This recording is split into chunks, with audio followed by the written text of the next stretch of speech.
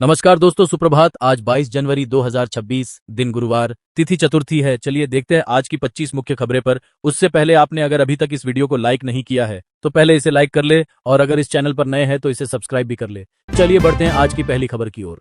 छठी कक्षा में फेल होने वाला एक साधारण छात्र आज 15,000 करोड़ से ज्यादा की नेटवर्थ का मालिक माना जाता है। यह कहानी है जोमेटो के को फाउंडर दीपेंद्र गोयल की। हरियाणा के एक छोटे से शहर से निकलकर दीपेंद्र ने अपनी पढ़ाई में शुरुआती संघर्ष देखे, लेकिन हार नहीं मानी। आईआईटी दिल्ली तक का सफर तय किया और फिर नौकरी के दौरान एक छोटे से आइडिया ने उनकी जिंदगी बदल दी। ऑनलाइन फूड मेन्यू से शुरू हुआ जोमेटो आज दुनिया के कई देशों में करोड़ों लोगों की जरूरत बन चुका है। दीपेंद्र गोयल की कहानी यह सिखाती है कि असफलता अंत नहीं बल्कि सफलता की शुरुआत हो सकती है। चलिए बढ़ते हैं अगली खबर की ओर। अमेरिका द्वारा रूसी तेल पर लगाए गए प्रतिबंधों के बावजूद भारत में रूसी तेल के टैंकर लगातार पहुंच रहे हैं।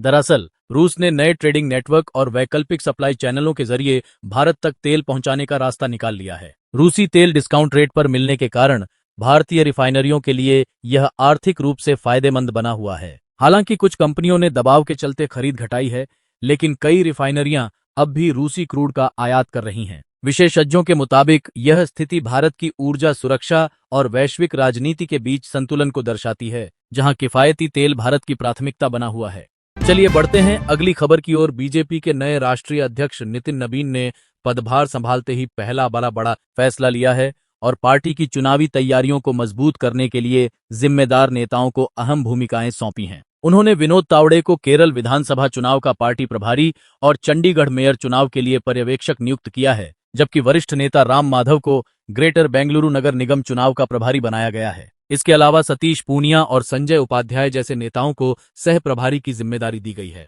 यह कदम आगामी विधानसभा और निकाय चुनावों में संगठन को सक्रिय करने और चुनावी रणनीति को मजबूत बनाने के उद्देश्य से लिया गया है। चलिए बढ़ते हैं अगली खबर की ओर। भारत ने बांग्लादेश में अपने राजनयिक मिशनों को नॉन फैमिली डिप्लोमेटिक पोस्टिंग घोषित कर दिया है, जिसका मतलब है कि अब ढाका और अन्य जगहों पर तैनात भारतीय अधिकारियों को अपने परिवार, पत्नी/पति और बच्चों को साथ रखकर नहीं भेजा जाएगा और पहले से जो परिवार भारत बुला लिए गए हैं। यह फैसला सुरक्षा कारणों से लिया गया है, क्योंकि बांग्लादेश में आगामी चुनाव और राजनीतिक अस्थिरता के बीच हालात तनावपूर्ण माने जा रहे हैं, जिससे भारतीय मिशन में तैनात कर्मियों की सुरक्षा पर चिंता जताई गई है। भारत पहले सिर्फ पाकिस्तान, अफगानिस्तान, इराक और सूडान जैसे जोखिम वाले देशों को ही नॉन फैमिली पोस्टिंग में रखता था। अब इस सूची में बांग्लादेश भी शामिल हो गया है, जो दोनों देशों के बीच कूटनीतिक संबंधों पर एक संकेतात्मक संदेश भी माना जा रहा है। चलिए बढ़ते हैं अगली खबर की ओर। प्रयागराज उत्तर प्रदेश में भारतीय वायुसेना का एक ट्रेनी एयरक्राफ्ट ट्रेनिंग फ्लाइट के दौरान क्रैश होकर शहर के बीचों बीच एक तालाब में गिर गया, जिससे इलाके में अफरा तफरी मच गई। यह हादसा केपी कॉलेज के पीछे हुआ, जो माघ मेले से लगभग 3 किलोमीटर दूरी पर है। विमान उड़ान भरते समय हवा में संतुलन खो बैठा और नीचे तालाब में गिर गया, लेकिन दोनों पायलट सुरक्षित हैं और स्थानीय लोगों की मदद से उन्हें बाहर निकाला गया। घटना के तुरंत बाद पुलिस, प्रशासन और रेस्क्यू टीमें मौके पर पहुंची और जांच शुरू कर दी गई है। माना जा रहा है कि तकनीकी खराबी या इंजन फेल होने के कारण यह दुर्घटना हुई। वीडियो फुटेज में विमान हवा में लड़खड़ाते हुए तालाब में गिरता दिखाई दे रहा है। चलिए बढ़ते हैं अगली खबर की ओर। पाकिस्तान ने जम्मू कश्मीर के कुपवाड़ा क्षेत्र में नियंत्रण रेखा पर सीजफायर का उल्लंघन करते हुए भारतीय सेना पर गोलीबारी की, जब हमारे जवान वहां उच्च तकनीकी CCTV/सर्विलांस कैमरे स्थापित कर रहे थे। पाक सेना की इस फायरिंग का उद्देश्य सुरक्षा निगरानी को बाधित करना बताया जा रहा है। भारतीय जवानों ने तुरंत जवाबी गोलीबारी की, जिसमें दोनों तरफ कोई हताहत नहीं हुआ और भारतीय सेना ने स्थिति पर नियंत्रण बनाए रखा। इसके बाद भारतीय सशस्त्र बलों ने सीमा सुरक्षा और तलाशी सर्च ऑपरेशन भी तेज कर दिए हैं। यह आशंका जताई जा रही है कि फायरिंग कोई घुसपैठ की कोशिश छिपाने के लिए की गई थी। चलिए बढ़ते हैं अगली खबर की ओर। अमेरिकी राष्ट्रपति डोनाल्ड ट्रंप ने स्विट्जरलैंड में जारी वर्ल्ड इकोनॉमिक फोरम में दुनिया को संबोधित करते हुए ग्रीनलैंड विवाद पर अपना रुख दोहराया और कहा कि अमेरिका इसे रणनीतिक रूप से महत्वपूर्ण मानता है। हालांकि उन्होंने बल प्रयोग से इनकार किया। ट्रंप ने यूरोपीय नीतियों की आलोचना भी की और वैश्विक सुरक्षा, अर्थव्यवस्था पर अपने विचार रखे। इसी बीच ट्रंप 7 भारतीय उद्योगपतियों, जिनमें टाटा, भारती, विप्रो और इन्फोसिस के प्रमुख शामिल हैं, से बैठक करेंगे, जिससे भारत अमेरिका व्यापार और निवेश संबंधों को बढ़ावा मिलने की उम्मीद है। चलिए बढ़ते हैं अगली खबर की ओर। सुप्रीम कोर्ट ने अरावली पहाड़ियों में रोक के बावजूद चल रहे अवैध खनन पर कड़ी चिंता जताई है और कहा है कि अगर इसे नहीं रोका गया तो ऐसे पर्यावरणीय नुकसान होंगे जिन्हें बाद में सुधारा नहीं जा सकेगा। कोर्ट ने यह भी बताया कि अवैध खनन रोकने के लिए एक विशेषज्ञ समिति बनाई जाएगी जो अरावली की और जरूरी वैज्ञानिक समीक्षा करेगी। अदालत ने पहले दिए गए 100 मीटर नियम पर रोक को जारी रखते हुए स्पष्ट किया कि अवैध खनन पर कोई समझौता नहीं हुआ होगा और पर्यावरण की रक्षा सर्वोपरि है। चलिए बढ़ते हैं अगली खबर की ओर। भारत यूरोपीय यूनियन के बीच एक बड़े ट्रेड एग्रीमेंट FTA पर बातचीत गणतंत्र दिवस 26 जनवरी के मौके पर संभव है, क्योंकि EU कमीशन की अध्यक्ष उर्सुला वॉन डेर लेयन ने कहा है कि दोनों पक्ष ऐतिहासिक मुक्त व्यापार समझौते के मदर ऑफ ऑल डील्स की दिशा में बहुत करीब हैं। यह समझौता लगभग 2 अरब लोगों का एक साझा बाजार बनाने और वैश्विक GDP के करीब 1/4 हिस्सा कवर करने वाला बताया जा रहा है, जिससे भारत EU व्यापार और निवेश रिश्तों को नई ऊंचाई मिल सकती है। अंतिम बातचीत और औपचारिक घोषणा 27 जनवरी को भी हो सकती है। चलिए बढ़ते हैं अगली खबर की ओर। उत्तर प्रदेश के संभल जिले में ASP अनुज चौधरी पर FIR का आदेश देने वाले मुख्य न्यायिक मजिस्ट्रेट CJM विभांशु सुधीर का तबादला कर दिया गया है और उन्हें सुल्तानपुर भेजा गया है, जिससे मामला फिर सुर्खियों में आ गया है। विभांशु सुधीर ने संभल हिंसा मामले में अनुज चौधरी समेत 20 पुलिसकर्मियों के खिलाफ FIR दर्ज करने का निर्देश दिया था, जो काफी विवादित रहा। अब उनकी जगह सीनियर डिवीजन सिविल जज आदित्य सिंह को नया CJM नियुक्त किया गया है। आदित्य वही जज हैं जिन्होंने पहले जामा मस्जिद सर्वे का आदेश दिया था। इस तबादले पर वकीलों ने विरोध प्रदर्शन भी किया, यह कहकर कि न्यायपालिका की स्वतंत्रता को प्रभावित किया जा रहा है। चलिए बढ़ते हैं अगली खबर की ओर। महाराष्ट्र की राजनीति में एक बड़ा फेरबदल हुआ है, क्योंकि राज ठाकरे की महाराष्ट्र नवनिर्माण सेना MNS ने एकनाथ शिंदे नेतृत्व वाली शिवसेना शिंदे सेना को कल्याण डोंबिवली नगर निगम KDMC में समर्थन दे दिया है, जिससे दोनों पुराने प्रतिद्वंद्वी आज साथ खड़े नजर आ रहे हैं। इस गठजोड़ से भाजपा को बड़ा झटका लगा है, क्योंकि नगर निगम में मेयर पद के लिए संख्या संतुलन महत्वपूर्ण है और MNS के 5 वार्ड सदस्य शिंदे गुट का साथ दे रहे हैं। यह अनएक्सपेक्टेड चुनावी गठबंधन महाराष्ट्र की स्थानीय राजनीति के समीकरण बदल सकता है और आगामी चुनावों में नई दिशा दे सकता है। चलिए बढ़ते हैं अगली खबर की ओर। उत्तराखंड में 23 से 24 जनवरी को बारिश और बर्फबारी स्नोफॉल के लिए ऑरेंज अलर्ट जारी किया गया है, क्योंकि मौसम विभाग के अनुसार एक पश्चिमी विक्षोभ वेस्टर्न डिस्टर्बेंस सक्रिय होने से राज्य के पहाड़ी और मैदानी हिस्सों में मौसम बिगड़ सकता है। इन 2 दिनों में उत्तरकाशी, रुद्रप्रयाग, चमोली, पिथौरागढ़ और बागेश्वर जैसे ऊंचाई वाले इलाकों में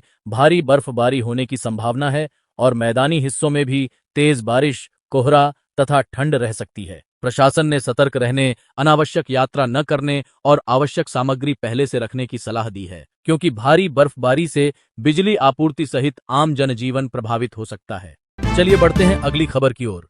रायबरेली में कांग्रेस नेता राहुल गांधी ने अपनी पार्टी के कार्यकर्ताओं को संबोधित करते हुए कहा कि विपक्ष को लड़ते रहना है और डरना नहीं है, और वर्तमान केंद्र सरकार पर धर्म का आडंबर ओढ़कर असल मुद्दों से ध्यान हटाने का आरोप लगाया। उन्होंने कहा कि सरकार महंगाई, बेरोजगारी व आम जनता के मुद्दों के बजाय धर्म के नाम पर राजनीति कर रही है और इसे बेनकाब करना जरूरी है। राहुल ने पार्टी की युवाओं को आगे आने और आगामी पंचायत चुनावों में सक्रिय भूमिका निभाने पर जोर दिया। इसके साथ ही उन्होंने वादा किया कि कांग्रेस लोगों के असली मुद्दों के लिए संघर्ष जारी रखेगी।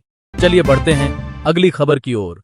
भारत के रक्षा आधुनिकीकरण रोड मैप को लेकर विशेषज्ञों का कहना है कि आने वाले वर्षों में यदि वायुसेना को 150 राफेल, 60 SU-67, 10 S-400 सिस्टम, 210 तेजस और 40 AMCA जैसे प्लेटफॉर्म मिलते हैं, तो देश सुपर एयर पावर के रूप में उभरेगा। इससे भारत न सिर्फ पाकिस्तान बल्कि चीन की चुनौतियों का भी प्रभावी जवाब देने में सक्षम होगा। तेजस और AMCA से आत्मनिर्भरता बढ़ेगी, जबकि राफेल, Su-57 और S-400 से रणनीतिक बढ़त मिलेगी। रक्षा विश्लेषकों के अनुसार यह संयोजन भारत की वायु सुरक्षा, आक्रमण क्षमता और वैश्विक सैन्य प्रभाव को नई ऊंचाई दे सकता है। चलिए बढ़ते हैं अगली खबर की ओर। दिल्ली हाईकोर्ट में लैंड फॉर जॉब्स घोटाले में राष्ट्रीय जनता दल प्रमुख लालू प्रसाद यादव की FIR रद्द करने की याचिका पर CBI ने कड़ा विरोध किया है। CBI ने अदालत में कहा कि लालू के रेल मंत्री के दौरान ग्रुप डी भर्तियों में उनकी कोई प्रत्यक्ष भूमिका नहीं थी, इसलिए भ्रष्टाचार निवारण अधिनियम की धारा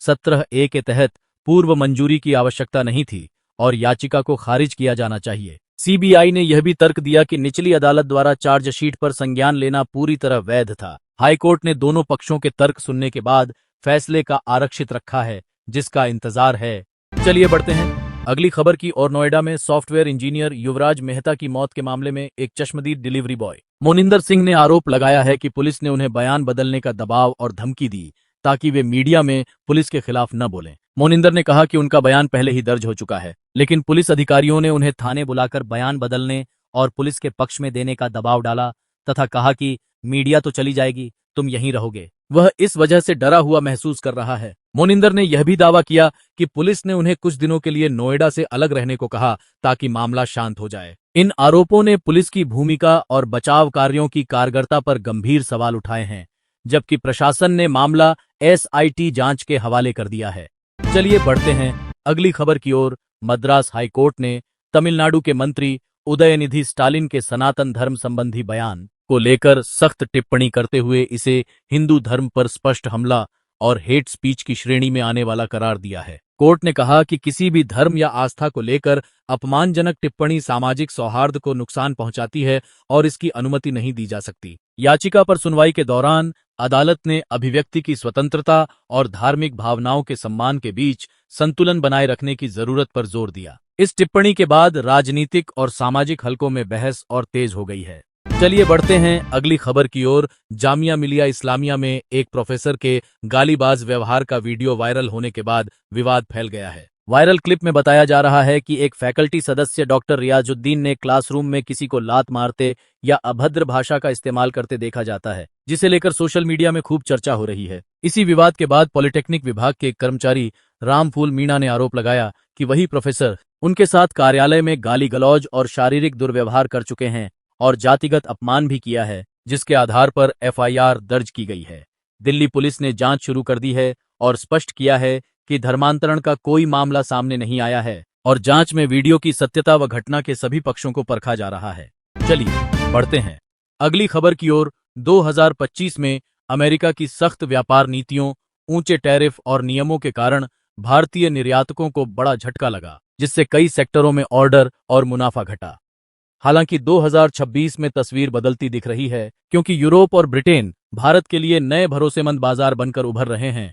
भारत ईयू ट्रेड डील और यूके के साथ मजबूत होते व्यापारिक रिश्तों से टेक्सटाइल, फार्मा, ऑटो पार्ट्स और आईटी सेक्टर को बड़ा फायदा मिलने की उम्मीद है। विशेषज्ञों के मुताबिक 2026 में यूरोप और यूके भारतीय निर्यातकों के लिए सबसे बड़े सहायक साबित हो सकते हैं। चलिए बढ़ते हैं अगली खबर की ओर। अमेरिका में ट्रंप प्रशासन की तरफ से रूसी तेल खरीदने वाले देशों पर 500% तक टैरिफ लगाने का प्रस्ताव सुर्खियों में है, जिसमें संभावित तौर पर भारत भी लक्ष्य हो सकता है। अमेरिकी वित्त मंत्री स्कॉट बेसेंट ने कहा है कि सीनेटर लिंडसे ग्राहम के सैंक्शनिंग रशिया एक्ट नामक बिल में यह प्रावधान है कि रूस से तेल खरीदने पर देशों पर उच्च टैरिफ लगाया जा सकता है और उन्होंने इसे लेकर संकेत दिए हैं। हालांकि यह अभी कांग्रेस में प्रस्तावित है और पारित नहीं हुआ है। अमेरिका पहले ही रूस से तेल खरीदने पर भारत पर 25% टैरिफ लगा चुका है और उसके बाद यह 500% तक की सख्त पेनल्टी का विधेयक चर्चा में है, जिसका उद्देश्य रूसी ऊर्जा के लिए वैश्विक मांग को कम करना और ऐसे देशों पर दबाव बनाना बताया जा रहा है।